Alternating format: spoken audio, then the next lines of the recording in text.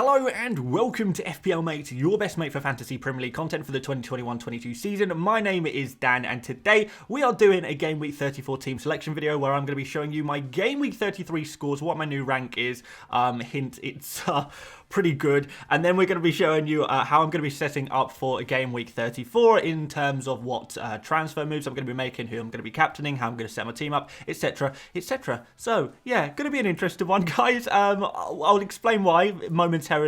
But first of all, guys, if you wouldn't mind liking the video, subscribing, that would be absolutely amazing. And just a quick word from our sponsor before we reveal my Game Week 33 scores. Guys, if you're looking for the top pick for web safety and anonymity, today's video is sponsored by Surfshark, a VPN service that keeps your identity safe online, which is more important than ever right now to keep your FPL safe from hackers and scammers. It's basically like installing 3 premium defenders to your PC or mobile phone. But not only this, Surfshark allows you to browse the internet as if you are in a different country. If you don't have access to certain football channels and networks in your country, no problem, set your location to somewhere else using Surfshark and you can now access it. Maybe you want to watch Match of the Day or Sky Go from on holiday and it's not working, or you're getting that annoying "this content is unavailable in your country" message. Again, you can switch up country to somewhere else, but here is my favorite feature, guys. If you've watched everything on Netflix and you want to unlock all of the content on USA Netflix, for example, you can easily do so. You can switch countries faster than I can switch Wout Weghorst out of my FPL team. Protect your identity, be safe online, and access web content from around the world wherever you are, and you can now get 83% off and 3 extra months for free. Just use promo code FPL Mate, all one word, to get this offer, or you can simply click the link in my description. It really helps support the channel and you get a great service for a heavily discounted price, and if you somehow don't like it, there's a 30-day money back guarantee as well, so everybody wins. Right, here we go then, guys. An interesting week. Definitely an interesting week. There is just so much to unpack here. Obviously, I did play my bench boost last week, which has given me 18 points total on the bench, which I think is okay. You know, I think with a bench boost, you typically aim for about 20 points. Anything above 20 points is amazing, but 20 points is the goal. We hit 18, which, you know what, is not too bad. I'm not too upset about that one, and that Weghorst goal in the first game certainly helped me out with that one. In terms of my main team, things went okay. Schmeichel having 2 clean sheets wiped out very late on in both games, which is a little bit annoying. Defense did pretty good in general, so happy with my defenders. Salah obviously smashing it, absolutely amazing. Son blanking, Saka scoring that penalty, Wood doing absolutely nothing in both of the games. You know, maybe that was a bit of a trap transfer, to be fair. And then we come to Maxwell Cornet, who I decided to captain as a bit of a differential captain right at the end, just to see how it went, because obviously when you're at the kind of ranks that I'm at, I kind of do want to make a play for first place, and if you're going to do that, you do have to make some. You have to do some differential captains and some things a little bit differently. In the first game, obviously that went horrendously. He misses the penalty. You know, he almost got an assist. He created a couple of other chances as well. Took some good shots on, and that first game for Maxwell Cornet really was the story of what could have been, because honestly, that could have been an absolute haul. It turned out he finished the game with 0 points, so I was crying. Basically, I was just absolutely devastated because I'd gone for a differential captain and it completely backfired. Then we come to the second game. Maxwell Cornet doesn't do anything in the game, which is crazy because it was, you know, 2-0 to Burnley, and, you know, Cornet does nothing, neither does Weghorst in that game, to be fair.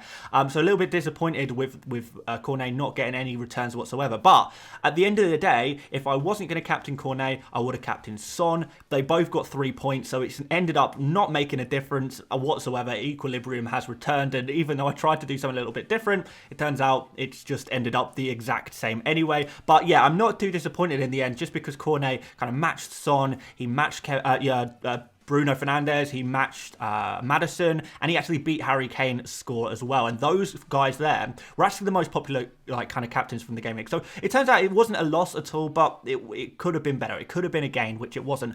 But I'm not complaining, guys, because we are, of course, up to 54th in the world after the bench boost. Absolutely incredible rank rise there. So I'm so happy with that. Like, I mean, I could never have dreamed about being in this place at this stage of the season. season. It really is insane. And I do have to start thinking, can we possibly make a play for first place from here? Can we do it? Is it possible? Well, I'm 56 points behind first place at this point. It's going to take a lot. I've obviously used all my chips now as well. So even to stay in the top 100 is going to be a little bit of a challenge in itself, because it's just so competitive up here. You know, 1-, you have to just basically have an insane score every single game week. So I wouldn't be surprised if I slipped out of the top 100 by the end of the season. But at the same time, you know, you got to dream a little bit, don't you? I'm not saying I'm going to win it. I'm almost certainly not going to win it. But there's a possibility, and that's what's just so exciting, the fact that there is a possibility. So, guys, the rest of the season, I may have to make some interesting transfer moves. I might have to try and do things a little bit differently to some other people, maybe, and just see how it goes and see what we can end up with. Because right now, we're sitting at a pretty good rank, a pretty good position. I'm definitely not complaining, despite the things that did go wrong this game week. I'm over the moon. I am so happy. So, yeah, amazing stuff, guys, from game week 33. Let's see what we can do in game week 34.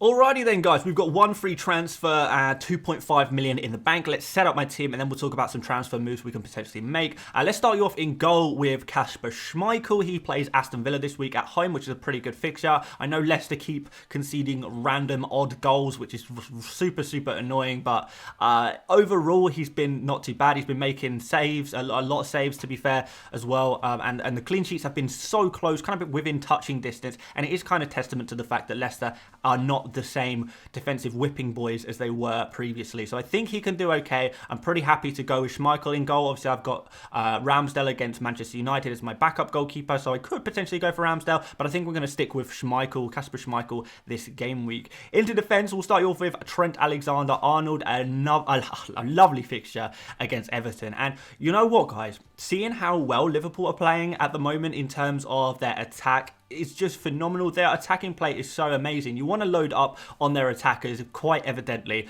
And you know what? I count the fullbacks as attackers because they are every bit as involved in the attacks as the other players on the pitch. They really are. They're just so good like that. We've got this really easy game against Everton. Everton have kind of just been disappointing over and over again. It's just a stream of disappointment. Honestly, I feel really bad for Everton fans at the moment because it's just not going well whatsoever, and they still potentially may get relegated, what with Burnley's loss yesterday. But Liverpool are just going to outclass them. Liverpool are desperate to win the Premier League this season, and they can do it. They've got the firepower to do it, and part of that firepower is Trent Alexander-Arnold with his insane passing, you know, taking on the odd shot as well, and doing really well in that respect. And we are doubling up, of course, in defence with Robertson, who is playing in a nice advanced position as well. I do like the way he often gets into the box. Often he doesn't receive the ball when he is in the box, but it's nice to see Robertson's positioning more recently in the box. You know, it only needs to land at his feet, him to take a shot, and then suddenly we've got a goal. I do think Robertson's goal threat is just that little bit more than Trent's, although Trent looks more likely to get a return in general in any given game, but Robertson just looks like he could potentially grab a goal at any point. So again, if we're talking about going for Liverpool attackers, these two defenders count as those attackers, and we get the benefit of those clean sheet points as well if Liverpool can get any clean sheet points. Everton not exactly known for scoring a lot of goals, particularly with Calvert-Lewin either not playing or not in form or this, that and the other. So I think clean sheet very potentially on. A nice double clean sheet would be lovely, and any goal returns as well from the two Liverpool defenders would be amazing as well. We've got Cancelo against Watford. I mean, with all of the talk about Chelsea, we've kind of forgotten a little bit that Manchester City play against Watford this week. That is an insanely good fixture. We know that Man City's defence is the best in the league, and we know that Watford are one of the weaker teams in the league. So I'm kind of thinking, you know, clean sheet is pretty much guaranteed for these Man City defenders right now, which is just insane, isn't it, really?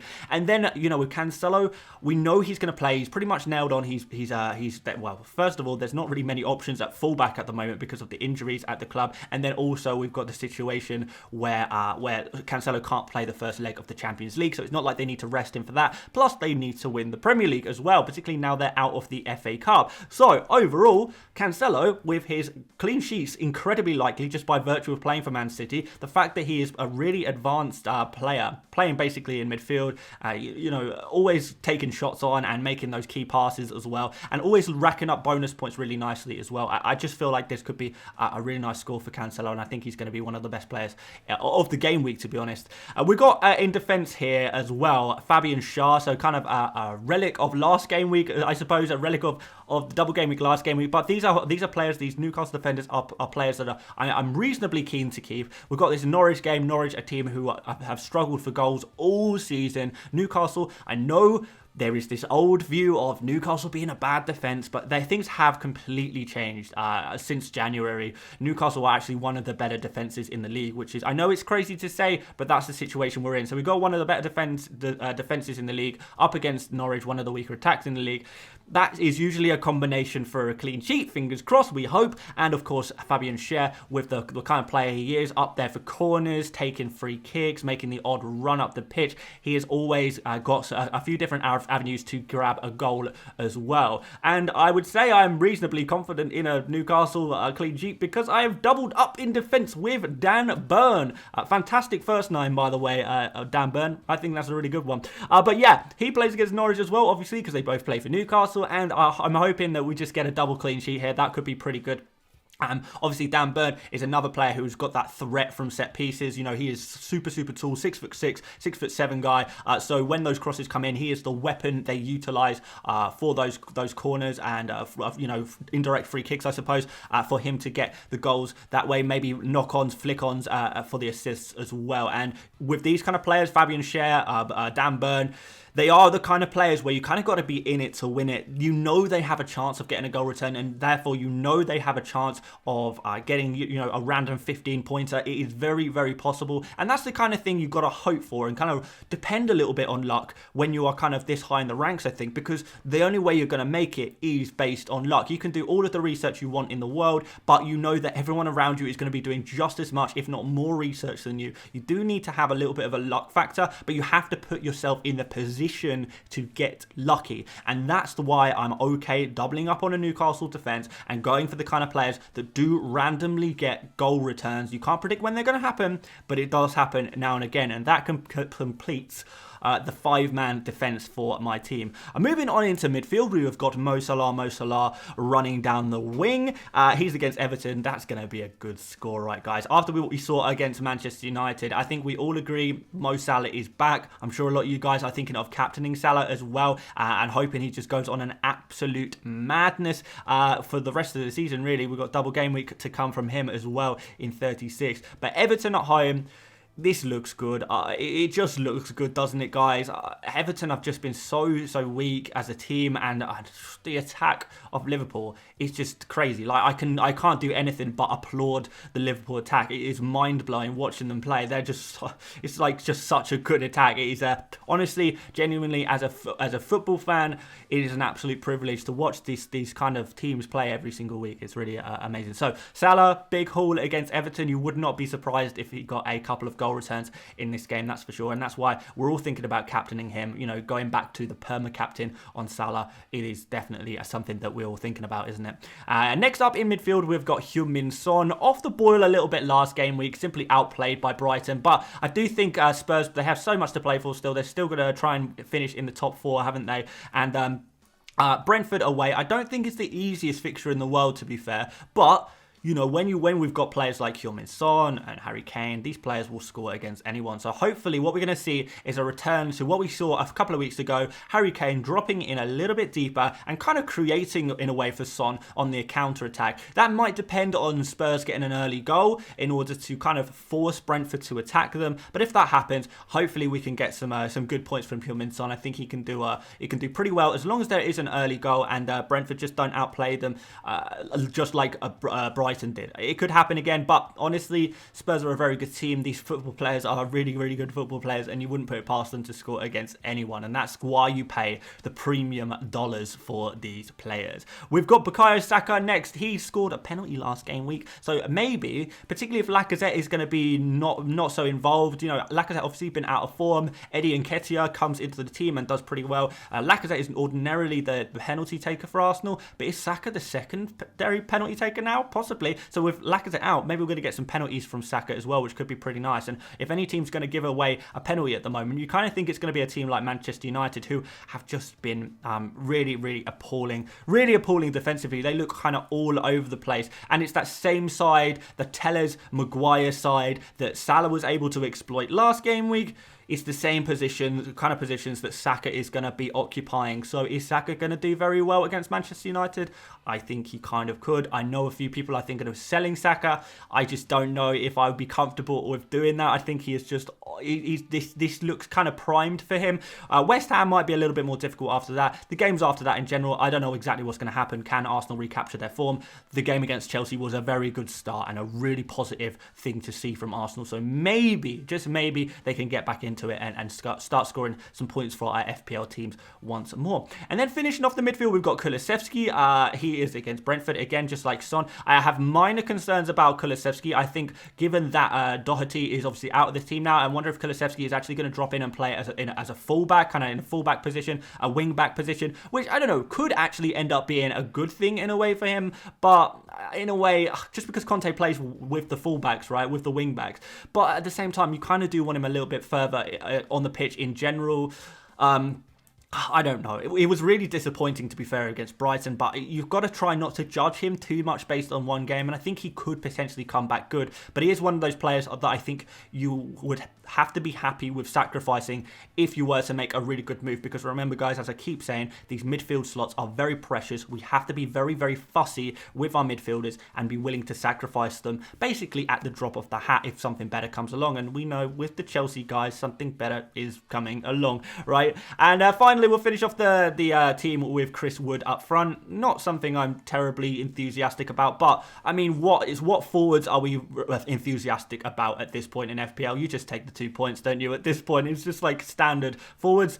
2 points, which is why I'm only going for one forward, and probably will only go with one forward in my starting 11 for the rest of the season. They're just not getting points, so let's just stick with our 2 pointers and hope the rest of the team can make up for it. But it is a game against Norwich. You never know. I mean, they are a team that concede a lot of goals.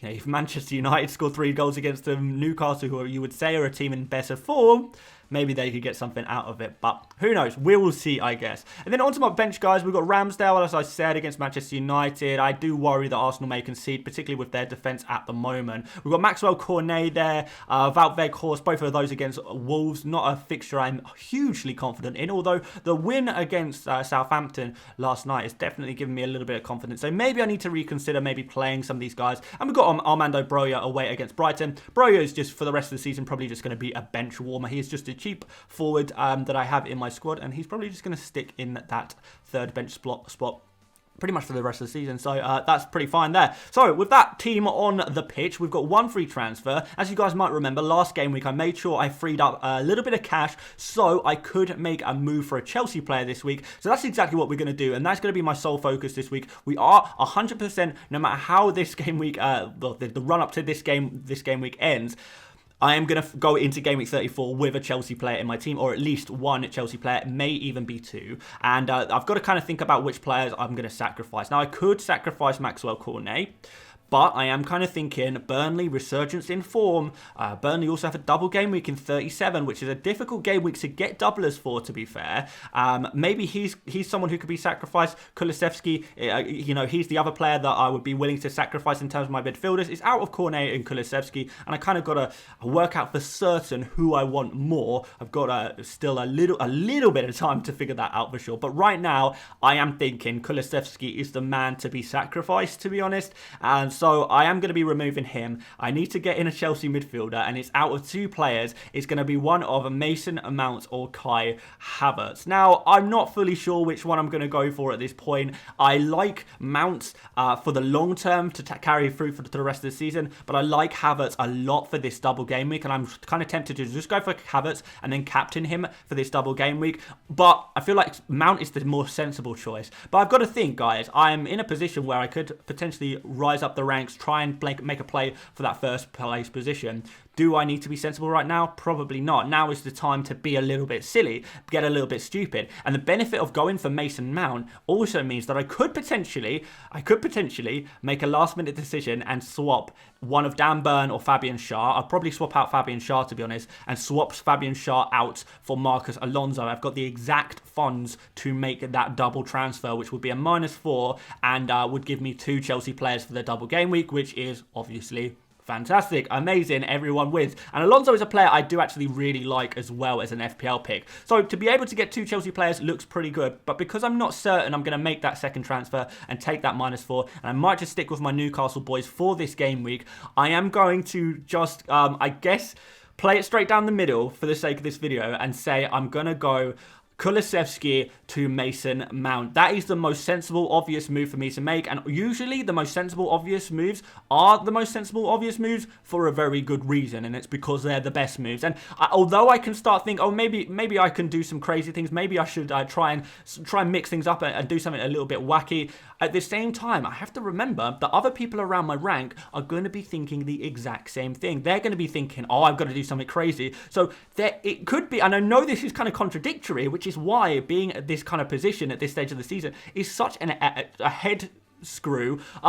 It's so difficult to know what to do. So other people could go crazy, and then I can get an advantage by just going for the sensible moves, and you know, maybe that works for a couple of game weeks, rise up a little bit more over the ranks, and then come the end of the season, at that point, maybe that's when I start going a little bit crazy. Maybe in the last 2 or 3 game weeks, maybe we play a little bit sensibly for now and then go hard right at the end. Got to figure out a strategy, guys. I really do. I'm not used to being up here. No one ever is when they are up here. It's a crazy time, and it's an exciting time. I'd love to hear some of your guys' thoughts. But right now, I really like the look of this team. Not going too wacky. Back in the double Newcastle defence and going for Mason Mount instead of Kulusevski, and you know, maybe even captaining him. Let's go on to captains, guys. So for captains, I'm going to stick the vice captain on Mo Salah, and we're going to stick the captain on Mason Mount. So Mason Mount captain, Salah vice captain.